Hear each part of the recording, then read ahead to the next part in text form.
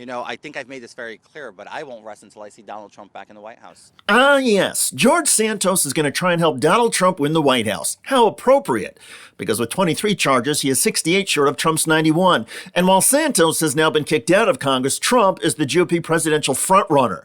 More on the Santos-Trump alliance in a moment. First, this. On this vote, the yeas are 311, the nays are 114, with 2 recorded as present. 2/3 voting in the affirmative, the resolution is adopted, and a motion to reconsider is laid upon the table. The clerk will notify the governor of the state of New York of the action of the House.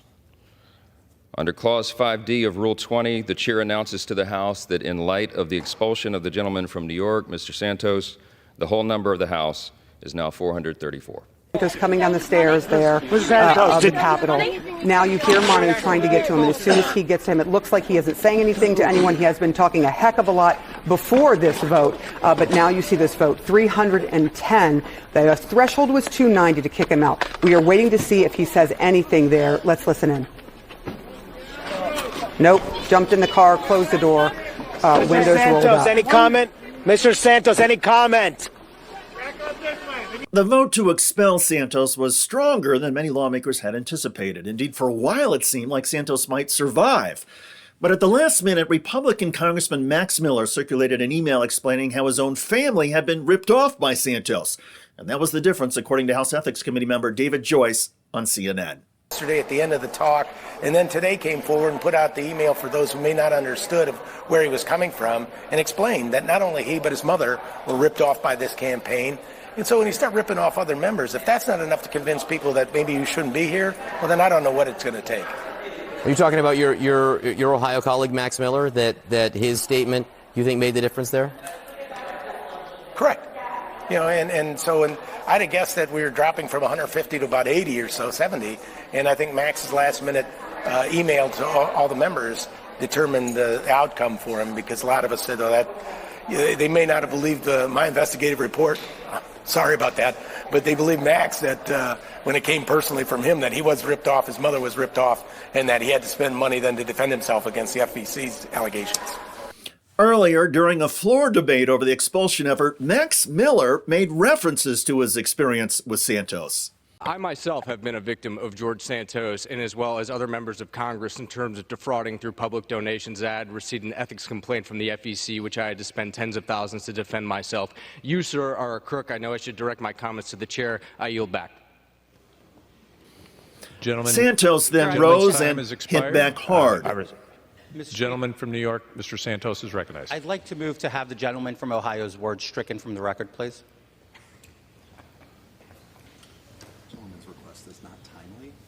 The chair will remind all members to direct their remarks to the chair and not to others. Gentleman's request is not timely, but I would remind members to direct their remarks to the chair. Gentleman is recognized. Mr. Speaker, hypocrisy, as I mentioned. My colleague wants to come up here, call me a crook. Same colleague who's accused of being a woman beater. Are we really going to ignore the facts that we all have passed and we all have the media coming out against us on a daily basis? Check out that member of Congress behind Santos. He's essentially saying with his body language, this is better than Jerry Springer. Anyway, let's continue in that vein. Here's some of the findings against Santos from the House Ethics Committee. The committee report found that Santos boasted about his wealth, but in reality was frequently broke. The report found that Santos used campaign funds for Botox treatments and shopping at luxury stores.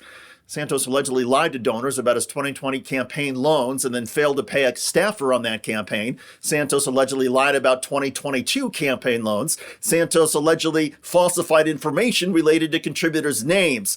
And in 1 month, in July 2022, Santos spent more than $4,000 in campaign funds at resorts and spas. This is the reason that Diva Down started trending on social media soon after Santos was officially expelled. Diva Down. Anyway, before he left Congress, Santos leveled a charge at fellow Republicans that actually might help Democrats. Watch. This conference has failed to pass 4 different appropriations bills, Mr. Speaker. It had rules fail on the floor. We had members weaponizing the Rules Committee because it didn't do what they wanted. Our borders are wide open. It's no man's land, being run by NGOs. And yet, this Congress has now taken 3 measures and the insurmountable amount of time that goes behind them to expel a member duly elected by the people of the 3rd District of New York. In other words, other than vote to get rid of Santos, the Republican-led House has essentially done nothing. And that takes us to the Santos-Trump alliance and the problems that Trump is going to have in the general election. Put aside the ethics controversy surrounding Santos. That will not hurt Trump, given that Trump has not been hurt yet by his own ethics and legal problems. But the Santos theme that the Republicans in charge of the House have done nothing, well, that's not just coming from Santos. Other Republican members have also described Republicans as a party that is incapable of getting anything done. Sure, there have been wild bills and amendments, but they have not gone anywhere. Here's Republican House member Chip Roy of Texas. Right? I mean, I think that's the fundamental question.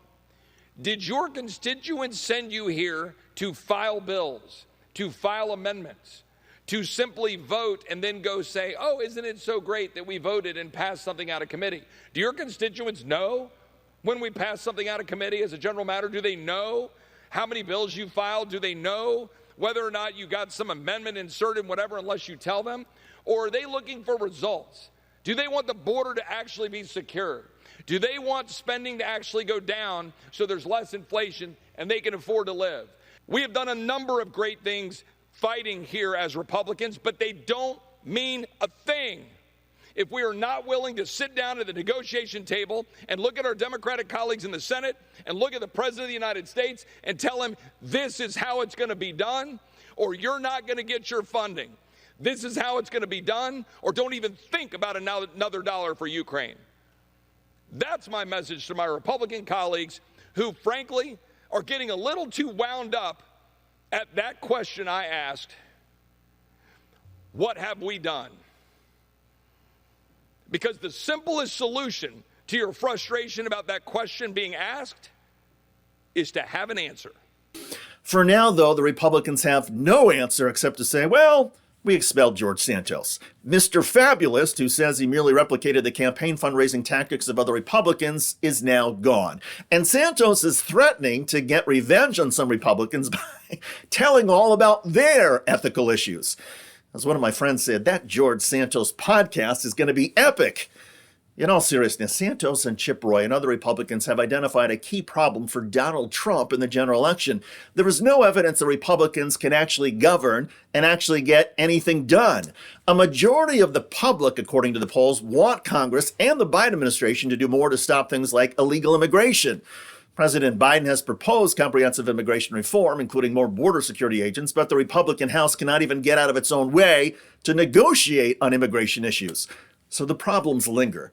And that's a political problem for any Republican, including the presumptive Republican presidential frontrunner, Donald Trump. By the way, House Republican Marjorie Taylor Greene, a top Trump supporter, just got hammered by a fellow Republican on the House floor. Ms. Greene is tainting this serious impeachment inquiry with a shoot-from-the-hip stunt that is reckless, partisan, and manifestly unserious. Check out that video at the link below. I'm David Shuster. Thanks for joining us.